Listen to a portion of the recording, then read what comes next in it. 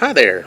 Welcome to Campfire Fox Lists, where I list a few things and we talk about them. Enjoy.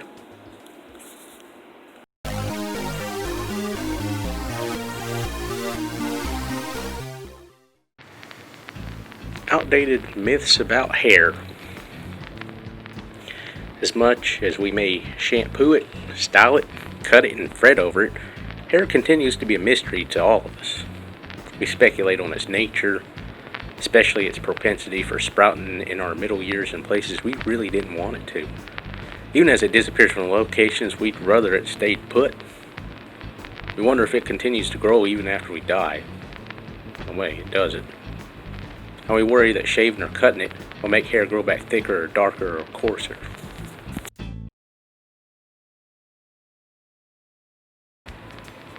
Shavers and clippers, take heart. In your quest for tonsorial perfection, you are not creating a larger problem for yourself through your efforts. Cutting does not stimulate new growth. If it did, those going bald would be shaving afflicted areas to encourage regrowth of what they're losing. This belief probably stems from the perception that short hair seems to be tougher than longer hair. Hair expert Philip Kingsley recommends thinking of a bamboo cane. A long cane flexes easily, but the same cane cut short feels harder and tougher.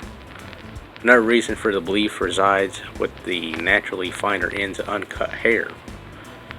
Compare the end of a long-lived hair with that of a hair recently cut or shaved.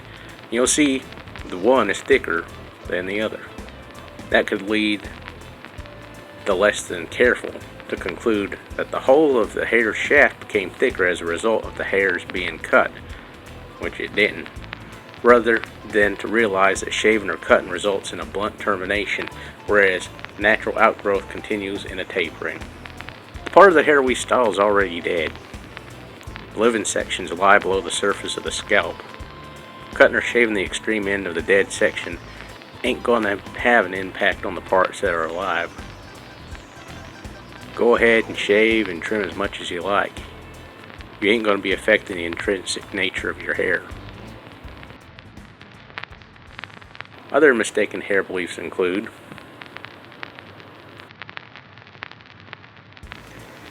shampooing makes hair fall out. Everybody notices hair clogging the drain after shampooing, but the truth is we shed hair all the time. We replenish each of the hairs on our heads every 4 years. The act of shampooing does cause hairs that were right at the end of their time with us to let go, but those hairs were about to 86 themselves anyways.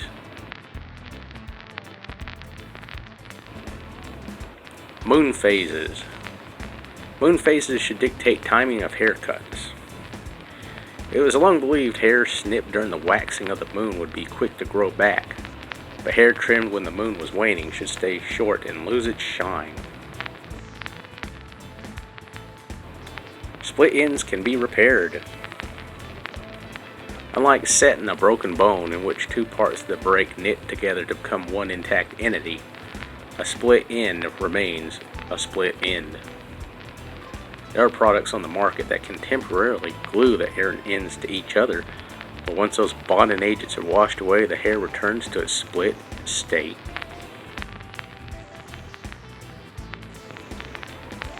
Eat the crust of the bread if you want curly hair.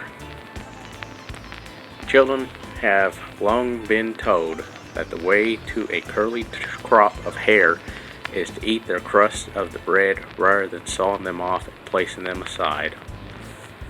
That's just such a weird thing. I've never even seen it work. So, shampoo loses its effectiveness as hair becomes accustomed to it. The seemingly magic effects of a particular brand of shampoo don't wear off because the body builds up a resistance to it. Rather, our hair can react differently to a particular shampoo because it's been colored or permed somewhere along the line, or because something about our metabolisms or state of general health has changed. It's really not on the shampoo at all. Brushing's good for your hair.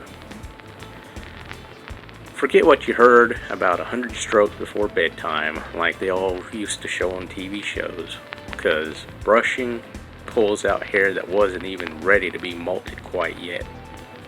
It breaks healthy hairs and scratches a scalp. Use a brush for styling only, not to exercise the scalp. Plucking one gray hair causes two to grow back. Graying is a gradual process that naturally accompanies aging, and it sucks. It takes about 3 months to grow a new hair, and another 3 months for that hair to achieve enough length for us to even notice it. Therefore, by the time the gray hairs we pull out grow back in, we've aged 6 months. During that stretch, more of our hairs turn gray, including hairs in the immediate neighborhood of the ones we extracted.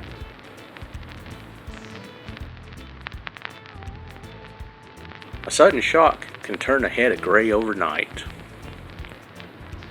Lord Byron even wrote about this in his 1816 sonnet, The Prisoner of Chillon, saying, "My hair is gray, but not with years, nor grew it white in a single night, as men's have grown from sudden fears."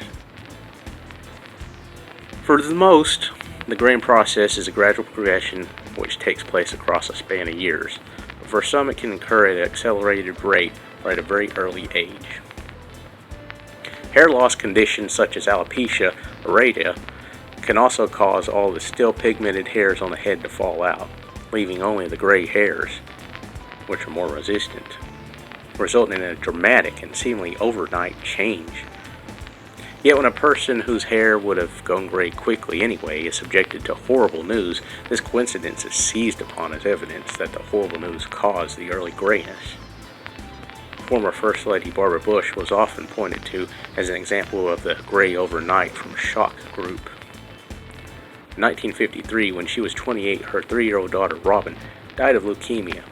During the months-long battle to save the child, Mrs. Bush's hair became white. Lemon juice or vinegar rinses make hair shine. There was some truth in this belief back in the days when folks used soap in liquid or bar form to clean their hair. Soap combines with the alkaline salts in water to form a powdery deposit that clings to hair, dulling its appearance. An acid rinse, such as lemon or vinegar, neutralizes this deposit and reverses its effects, restoring hair to its rightful shine. These days, almost everyone uses shampoo, and it'd be a rare shampoo indeed that created an alkaline film, so there's no longer anything for lemon juice or vinegar to undo.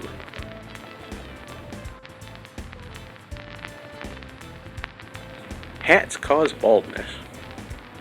A hat, tight or otherwise, doesn't cause hair to go the way of the dodo. Hair thinning and hair loss are simply natural parts of the aging process. Mistaken belief hat wearing brings about this condition. We found mention of this belief in a book published in 1929. It began during an era when hat wearing was a rage for men, and people mistakenly concluded one caused the other.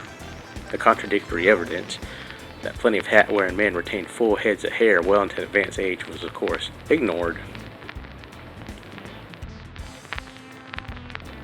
Hair color is an indication of temperament. In superstition and folklore, redheads are assumed to have ungovernable tempers. Dark hair suggests great strength and virility, and fair hair stands as an indication of a weak nature. Well, we all know that's not true.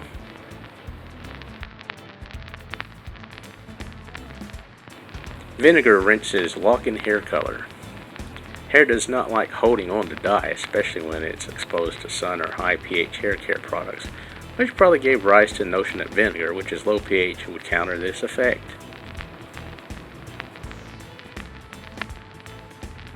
Hair features foretell the future. In superstition, those possessed of cowlicks are said to be lucky throughout their lives. Children who have 2 crowns will grow up to be fortunate in money matters or will never drown, or will immigrate to new countries. Wow, that's such a weird thing. Okay. Women who suddenly develop curls at their temples when their hair was previously straight are being told their husbands are soon to die. Women whose hair grows into a peak on their foreheads are said to have a widow's peak, which portends badly for their husbands because the peak signifies widowhood will be their fate. What's that mean? Their hair grows into a peak on their foreheads. Are they cone heads?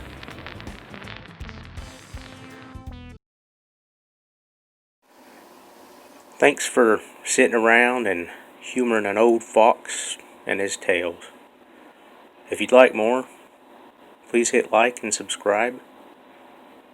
And remember, nothing is more frightening than a fear you cannot name.